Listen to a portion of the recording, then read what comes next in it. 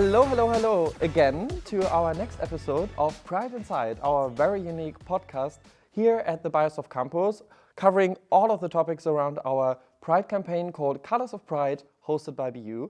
And today we have a very special guest. We're super happy to have you here, Rory. Hello. You're actually the artist for our NIVEA artwork. So we're super excited to also get your perspective on one of our collaborating artists in. So hi, Rory. Hello, thank you for having me. Of course, we're super happy to have being you. with us. So I would say let's dive right into the interview, and as a little warm-up, we have a get to know. We call it a Rainbow Rapid Fire. Let's do it. Are you ready? Yes. Amazing. So who is your favorite queer artist or icon? Can I have a musician instead of a visual artist? Yes, of course. And Anyone. it's got to be George Michael. I love his music. I also really love the way that he faced being gay in the public world. It was great. Very nice. What is your most underrated moment of queer joy? I don't even know if it's underrated because I rate it so highly. But like anything where you're like in a group of other queer people and you're like watching someone do their thing, like drag shows, and you're all sharing an experience and you're just like hyping someone up and getting into the moment. Super nice. Yeah. And fun fact, by the way, that was my favorite moment as well. Oh, really? Yes. Okay, nice. I love the energy in the room, and everyone is Yeah. happy, and it's Exactly. Yeah. Yeah. nice. Electric atmosphere. Yes. That's nice. one word to describe this campaign. Vivid. Ooh, very nice. And what is your favorite Pride anthem? It's got to be Freedom by George Michael. It's really Ooh. good. It gets everybody riled up. Super nice.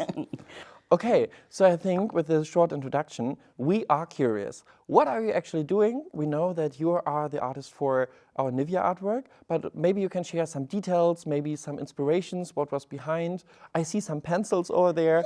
Enlighten us, what's going on? Sure. So I'm basically doing like a window mural. So I'm painting these panels in the center of the office that have 5 scenes of everyday life of like queer and trans people, but with the emphasis on care and connection. So do you want to know every scene? Maybe give us a bit of a flavor. Yes, we have you here, so let's I've go. got a scene that's like an older gay couple that are holding each other in bed, all soft and cozy. Then there's a transgender man who's like shaving and looking in the mirror and feeling himself.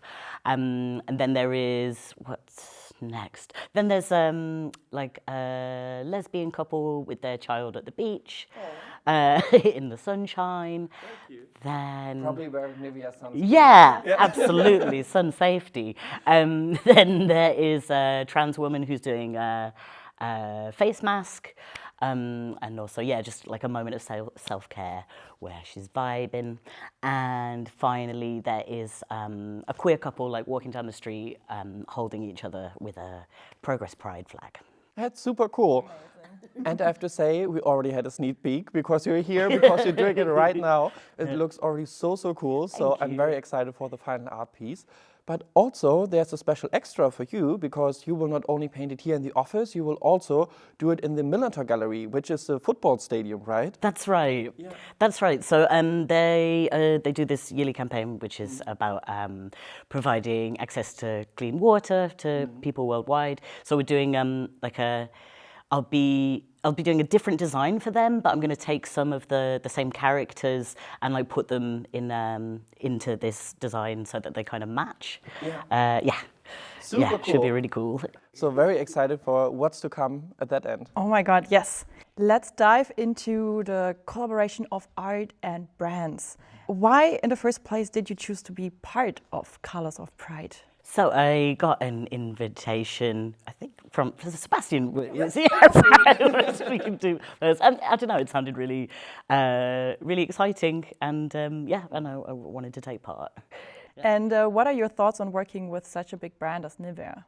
I know it's like a very hot topic for a lot of queer people, and I know some people are not into working with brands. I think like now in this moment, that there's been for years like a lot of talk about whether or not it's right, like for Pride sponsorships and stuff like this, and then now there's been loads of corporations who have backed out of funding Pride things. So it's like, you know, it's not just about whether or not it's a corporation, but it's like whether or not it's a genuine message, which is something has to be considered before taking part in such things. Yeah. And what would you say makes collaboration maybe a bit tricky also for queer artists with the brands? This is, I think the question is, it's about whether or not it's authentic. Right. Because, if it's, authenticity. All right, let's reflect a bit on the campaign and also on being here at this very corporate space.